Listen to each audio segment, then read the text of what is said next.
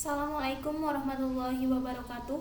Perkenalkan, nama saya Alfi Taskia Alfuadah dengan NIM 2011020500072 dari kelas IKSP.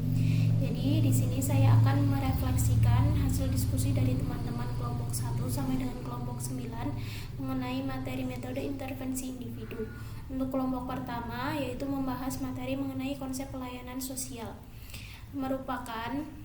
Konsep pelayanan sosial merupakan sebuah pelayanan yang mencakup program pertolongan dan perlindungan kepada golongan masyarakat yang membutuhkan pertolongan khusus. Seperti contohnya ada PMKS, masyarakat miskin, anak terlantar, dan masih banyak lagi contoh yang lainnya. Tujuan dari diadakannya pelayanan sosial sendiri yaitu memperbaiki hubungan masyarakat dengan lingkungan sosialnya demi mengembalikan fungsi sosialnya dalam kehidupan bermasyarakat. Kemudian pelayanan sosial sendiri memiliki beberapa fungsi, yaitu seperti untuk meningkatkan kondisi kehidupan sosial, untuk mengembangkan sumber-sumber manusiawi, untuk mengorientasi masyarakat terhadap perubahan-perubahan sosial dan penyesuaian sosial, untuk memobilisasi dan menciptakan sumber-sumber masyarakat dengan tujuan pembangunan, untuk penyediaan dan penyelenggaraan struktur kelembagaan, dan bertujuan agar pelayanan-pelayanan yang terorganisasi dapat berfungsi. Jadi dapat disimpulkan dari pernyataan di atas bahwa pelayanan sosial merupakan aksi atau tindakan untuk mengatasi masalah sosial. Pelayanan sosial sendiri merupakan program yang ditujukan untuk membantu individu atau suatu kelompok yang mengalami hambatan dalam memenuhi kebutuhan hidupnya. Jika keadaan tersebut tidak segera ditangani, maka akan terus timbul masalah sosial yang dihadapi seperti kemiskinan, kelantaran, bahkan kriminalitas. Untuk kelompok 2 sendiri membahas materi mengenai konsep praktik pekerjaan sosial dengan individu. Untuk submateri yang pertama yaitu interaksi pekerja sosial dan klien pada praktek pekerjaan sosial. Dalam teori praktek pekerja sosial terdapat interaksi antara pekerja sosial dan juga klien. Pengetahuan nilai-nilai, harapan, dan aspirasi pekerja sosial semuanya merupakan unsur penting dalam interaksi ini. Faktor-faktor yang mempunyai pengaruh kuat dalam interaksi antara pekerja sosial dengan klien adalah kecakapan, keterampilan, dan ukuran-ukuran pertolongan yang dilaksanakan. Terdapat beberapa fase kerja yang disarankan oleh Squash, yaitu yang pertama fase persiapan, di mana seorang pekerja sosial harus mampu mengelola perasaannya sendiri terlebih dahulu agar lebih efektif dalam membantu menangani permasalahan klien. Kemudian fase permulaan. Pada fase permulaan, tugas utama pekerja sosial yaitu membuat kontrak kerja dengan klien. Kontrak kerja di sini yaitu berupa persetujuan antara pekerja sosial dan juga klien mengenai proses yang akan dilaksanakan ke depannya. Kemudian yang ketiga yaitu fase pertengahan. Fase pertengahan sering ditandai dengan ilusi kerja, persoalan-persoalan tentang tingkah laku profesional yang tidak layak. Kemudian yang terakhir yaitu fase akhir, di mana seorang klien pada fase ini diharuskan untuk siap menyimpulkan permasalahannya sendiri tanpa adanya bantuan dari pekerja sosial. Kemudian submateri yang selanjutnya yaitu interaksi pada fase persiapan. Fase ini bertujuan untuk menentukan prinsip-prinsip pada perencanaan masalah klien serta menentukan ruang lingkup unit yang dalam perencanaan masalah klien.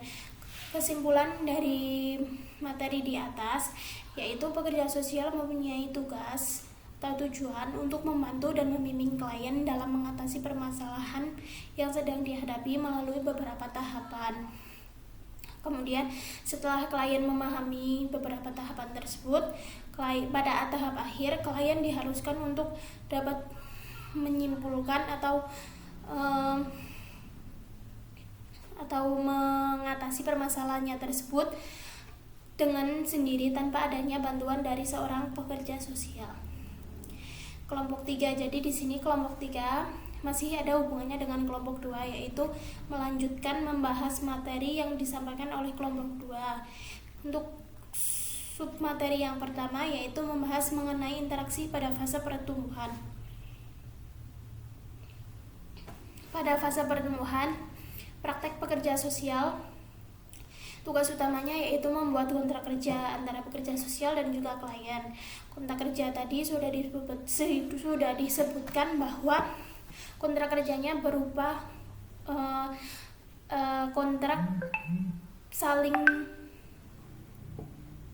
kontrak kerjanya berupa persetujuan antara kedua belah pihak, klien dan juga pekerja sosial, mengenai proses atau kegiatan yang akan dilanjutkan pada fase berikutnya.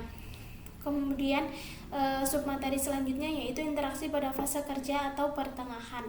Fase pertengahan sering ditandai dengan ilusi kerja, dan timbulnya masalah pada fase kedua ini ditandai dengan klien yang memerlukan keputusan kedua klien merasakan tanggung jawab yang akan dipikul oleh pekerja sosial. Pada tahap ini, pekerja sosial harus mempertegas ulang tanggung jawab yang dilakukan. Kemudian, submateri yang selanjutnya yaitu interaksi pada fase akhir atau transisi. Karena urgensi yang disebabkan oleh keterbatasan klien, mungkin mulai menghadapi masalah yang esensial yang hanya ditunjukkan dalam fase-fase sebelumnya.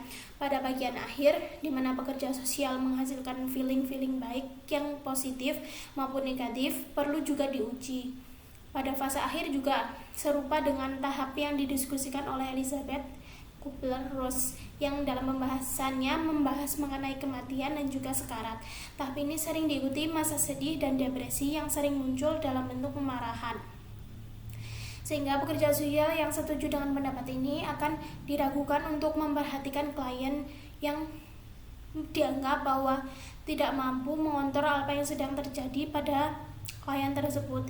Kemudian keterampilan yang sudah didefinisikan juga merupakan suatu hal yang penting untuk diperhatikan dan digunakan berkenaan dengan masalah pada bagian akhir. Untuk kelompok 4 membahas mengenai permasalahan dan kebutuhan klien pada praktek pekerjaan sosial dengan individu. Pekerja sosial pada hakikatnya adalah menolong atau memberikan bantuan kepada klien yang mempunyai masalah. Dengan melalui pendekatan menghargai klien, mengakui dan menganggap ada sang klien ini, pekerja sosial tidak bisa bekerja jika tanpa adanya klien. Pekerja sosial mendiagnosa klien, kemudian pekerja sosial memberikan treatment untuk klien yang sebaiknya dilakukan sendiri. Apabila klien mempunyai anggapan atau motivasi sendiri, maka besar kemungkinan pekerja sosial mendapatkan hasil yang besar. Penerimaan klien sebagai diri sendiri terlihat sedikit memaksa, namun hal ini dapat menguntungkan pekerja sosial dalam menangani masalah klien. Untuk kelompok 5 membahas mengenai permasalahan kebutuhan klien pada praktek pekerjaan sosial. Permasalahan yang dihadapi yaitu yang pertama ada kebutuhan untuk dihargai setiap individu, kemudian kebutuhan untuk didengar, kebutuhan untuk diterima, kebutuhan dalam privasi, kebutuhan untuk dimengerti, kebutuhan untuk dibantu. Seorang pekerja sosial di dalam melakukan prakteknya selalu memperhatikan apa saja yang diperlukan oleh seorang klien dalam mengatasi permasalahannya, karena pada proses prakteknya hal tersebut yang dijadikan langkah awal untuk mencapai tujuan klien. Dengan memperhatikan klien dan memberikan kebutuhan-kebutuhan yang diperlukan klien, maka klien akan merasakan aman serta nyaman dalam proses praktek tersebut, sehingga apa tujuan yang diinginkan oleh klien akan tercapai. Untuk kelompok 6 membahas materi mengenai praktek pekerjaan sosial dengan individu. Pekerja sosial dan individu merupakan suatu tindakan pertolongan yang bermanfaat untuk klien. Pertolongan di samping harus bermanfaat bagi klien, juga bermanfaat untuk mengubah klien. Klien akan memperoleh semangat baru dan mempunyai kejelasan tentang tujuan pertolongan. Praktek ini terjadi dalam suatu proses tindakan dan relasi pertolongan pekerja sosial dengan klien. Kemudian dalam prakteknya, pekerja sosial juga harus menanamkan konsep kerahasiaan, di mana pekerja sosial harus menjaga rahasia klien yang diceritakan kepadanya. Kemudian seorang pekerja sosial juga harus memiliki sifat empati, yaitu dapat merasakan apa yang dirasakan oleh klien. Kemudian menjalin hubungan yang baik antara pekerja sosial dan juga klien agar proses praktek pekerja sosial dapat berjalan dengan baik sampai akhir. Kemudian kelompok 7. Kelompok 7 membahas materi mengenai peranan pekerja sosial di dalam praktek pekerjaan sosial dan proses praktek pekerjaan sosial dengan individu. Peran pekerja sosial di dalam praktek pekerja sosial berupaya mengembangkan, memelihara, dan memperkuat sistem kesejahteraan sosial yang memenuhi kebutuhan dasar manusia. Selain itu, pekerja sosial berperan sebagai penghubung, memberikan kemudahan, serta memberikan dorongan semangat kepada penerima manfaat untuk bersikap positif, sehingga dapat mengembangkan potensi yang dimilikinya. Pekerja sosial dalam praktiknya dilaksanakan dalam berbagai bentuk pemberdayaan, yaitu memerlukan organisasi, layanan sosial, dan kinerja profesional yang dilaksanakan secara terpadu dan integratif. Kemudian pekerja sosial sebagai sebuah profesi mengarah kepada profesionalisme yang mempunyai kompetensi yang tersertifikasi, memiliki acuan kerja yang lebih produktif dan efektif, berorientasi pada kebutuhan aktual masyarakat. Selanjutnya yaitu kelompok 8. Kelompok 8 membahas mengenai kajian dalam praktek pekerjaan sosial dengan individu.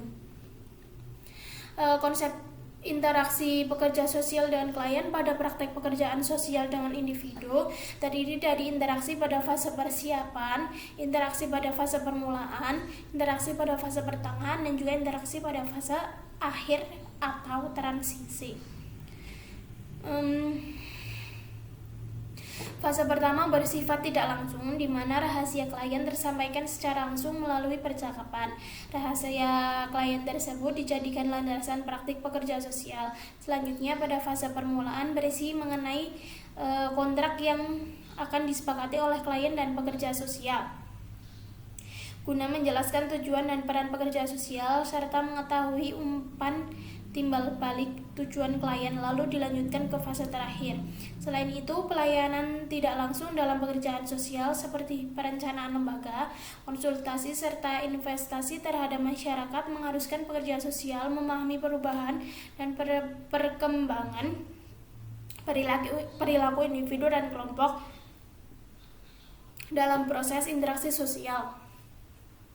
Di sini, pelayanan sosial tidak langsung secara profesional harus dapat memfokuskan pada lembaga atau sistem organisasi yang dapat berfungsi dalam masyarakat. Kemudian untuk kelompok terakhir yaitu kelompok 9 membahas mengenai pekerja sosial dan individu yang merupakan suatu tindakan pertolongan yang bermanfaat untuk klien. Pertolongan di samping harus bermanfaat bagi klien, juga bermanfaat untuk mengubah klien. Klien akan memperoleh semangat baru dan mempunyai kejelasan tentang tujuan pertolongan. Praktek ini terjadi dalam suatu proses tindakan dan relasi pertolongan pekerja sosial dengan klien. Kemudian dalam prakteknya, pekerja sosial juga harus menanamkan konsep kerahasiaan, di mana pekerja sosial harus menjaga rahasia klien dengan aman. Juga harus memiliki sikap empati, di mana pekerja sosial juga harus merasakan permasalahan yang dihadapi oleh klien agar bisa menyelesaikannya dengan baik. Kemudian proses praktek pekerja sosial sendiri terdiri dari pembuatan kontrak, di mana Peksos dan juga klien membuat perjanjian sesuai dengan kesepakatan mau dimulai dari mana dan berakhir di mana, melaksanakan kegiatan untuk mencapai tujuan yang diinginkan, melakukan evaluasi, dan juga proses yang terakhir yaitu terminasi. Mungkin cukup sekian dari saya, refleksi dari saya mengenai materi-materi yang sudah disampaikan oleh kelompok 1 sampai dengan kelompok 9.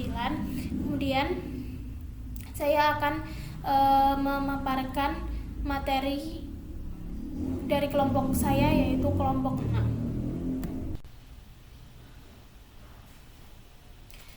Untuk materi dari kelompok 6 atau kelompok saya sendiri, yaitu membahas mengenai praktek pekerjaan individu dengan praktek pekerjaan sosial dengan individu. Di mana materi yang pertama yang dibahas yaitu mengenai asas-asas praktek pekerjaan sosial. Asas-asas praktek pekerjaan sosial sendiri dibagi menjadi beberapa. Yang pertama yaitu kerahasiaan atau confidentiality. Sebagai seorang pekerja sosial sudah seharusnya atau sudah diwajibkan untuk merahasiakan cerita klien dari siapapun agar klien dapat mempercayai pekerja sosial atas rahasianya tersebut. Kemudian asas yang selanjutnya yaitu empati. Empati cenderung mengarah kepada kemampuan untuk bereksperimen dengan perasaan dan juga perspektif seseorang. Proses empati sendiri terdiri atas susunan gambaran, identifikasi, penyatuan, penggamaan, dan sikap yang tidak mudah terpengaruh. Kemudian asas yang selanjutnya yaitu ada hubungan. Sebagai seorang pekerja sosial juga harus menjalin hubungan yang baik dengan klien agar proses praktiknya bisa berjalan dengan lancar sampai dengan akhir. Kemudian ada individualisasi atau individualization, yaitu ketidaksamaan jiwa antara klien ini menyebabkan ketidaksamaannya tanggapan masing-masing terhadap penderitaan yang dialami serta keadaan yang dihadapi. Oleh karena itu, tiap-tiap klien harus dianggap sebagai individu yang berdiri sendiri, yang tidak sama atau berlainan dengan klien yang lainnya.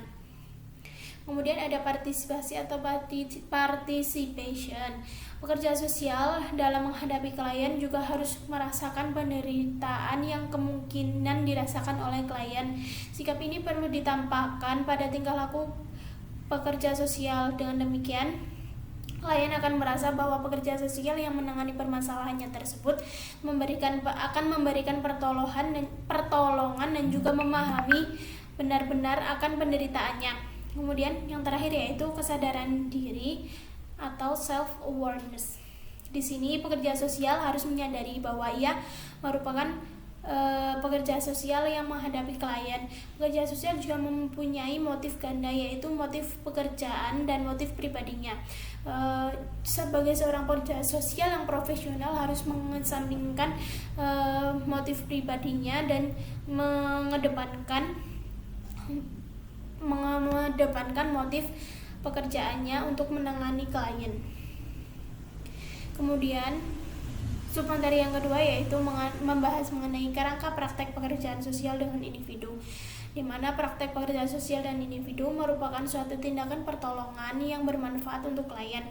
Praktek ini terjadi dalam suatu proses tindakan dan relasi pertolongan. Adapun komponen-komponen yang terdapat dalam kerangka praktek pekerjaan sosial dengan individu yaitu meliputi yang pertama ada klien, kemudian pekerja sosial, kemudian ada badan sosial, kemudian tim staf pertolongan, kemudian sistem intervensi, dan yang terakhir yaitu situasi pertolongan. Peranan pekerja sosial di dalam pekerjaan sosial, yaitu pekerja sosial di dalam usaha mencapai tujuannya, yaitu memecahkan permasalahan sosial yang meningkatkan kemampuan orang dalam berinteraksi dengan orang lain, mampu dengan sistem sumber perlu melaksanakan peranan-peranannya. Menurut Max Siporin, peranan dasar pekerja sosial dibagi menjadi 4, yaitu sebagai berikut. Yang pertama yaitu mengembangkan, memelihara, dan juga memperkuat sistem kesejahteraan sosial sehingga dapat memenuhi kebutuhan dasar manusia. Kemudian menjamin memadainya standar substansi kesehatan dan juga kesejahteraan sosial bagi semua orang. Kemudian meningkatkan kemampuan orang untuk melaksanakan fungsinya secara optimal sesuai dengan status dan peranan di dalam institusi-institusi sosial. Dan yang terakhir yaitu mendorong dan meningkatkan ketertiban sosial serta struktur institusional masyarakat.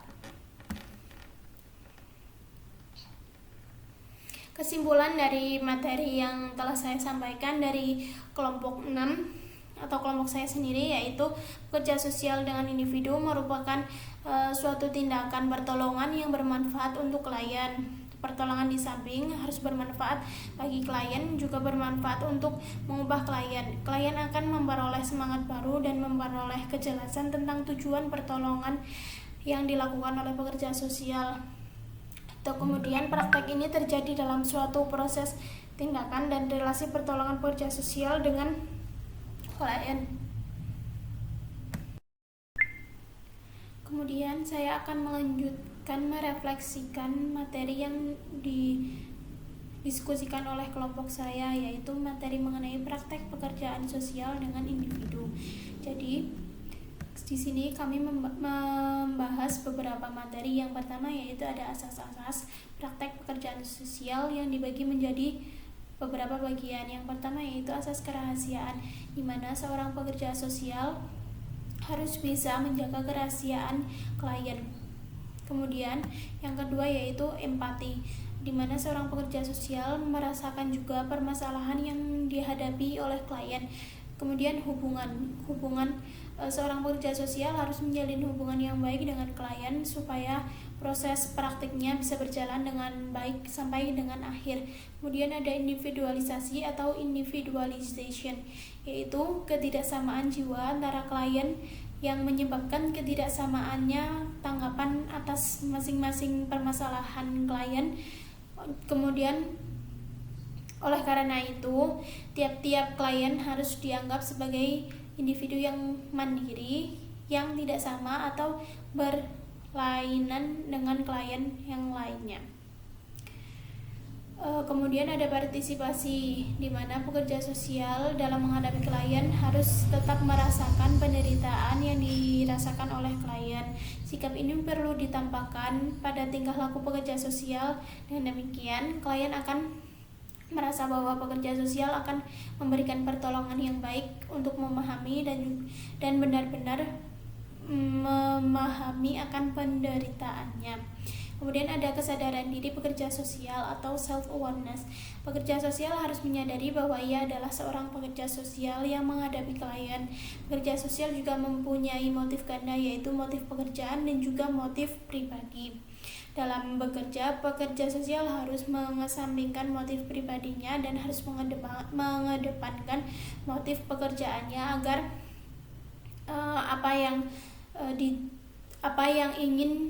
tujuan yang ingin dicapai oleh klien bisa terwujud. Kemudian yaitu kerangka praktek pekerjaan sosial.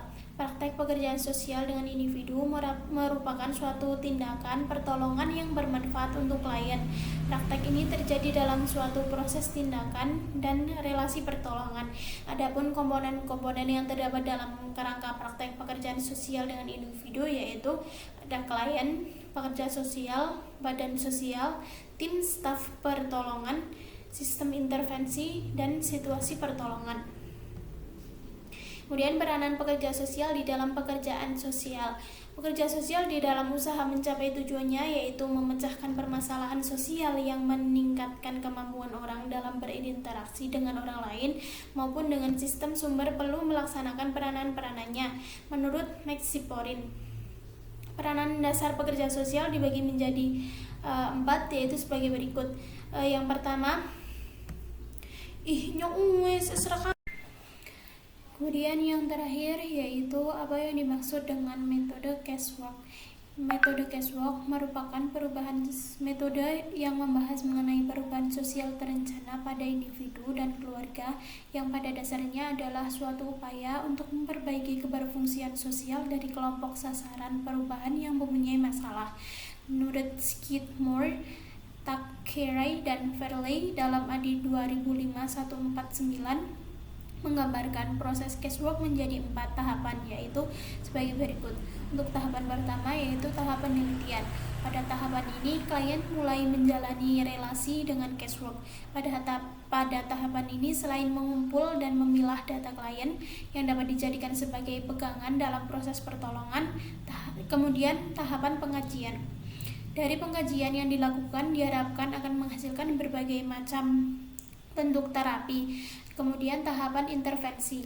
Dalam tahapan ini sebenarnya sudah diawali dengan pertemuan awal dengan klien. Hal ini karena proses penelitian sudah dapat dikatakan sebagai treatment ketika proses ini sudah membantu klien untuk dapat mengklarifikasi permasalahannya dan berusaha melakukan perubahan kondisi kehidupan. Kemudian tahapan terminasi. Pada fase ini merupakan tahapan di mana relasi antara casework dan klien akan dihentikan. Berdasarkan definisi di atas, metode ini diperuntukkan kepada seorang individu yang dalam kehidupannya mengalami masalah sosial. Seorang pekerja sosial juga harus bisa menggali dan menangani masalah yang didapat individu tersebut melalui pendekatan untuk mengembangkan dan memecahkan masalah individu tersebut. Mungkin cukup sekian dari saya.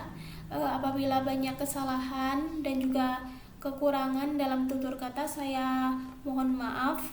Wabillahi taufiq wal hidayah. Wassalamualaikum warahmatullahi wabarakatuh.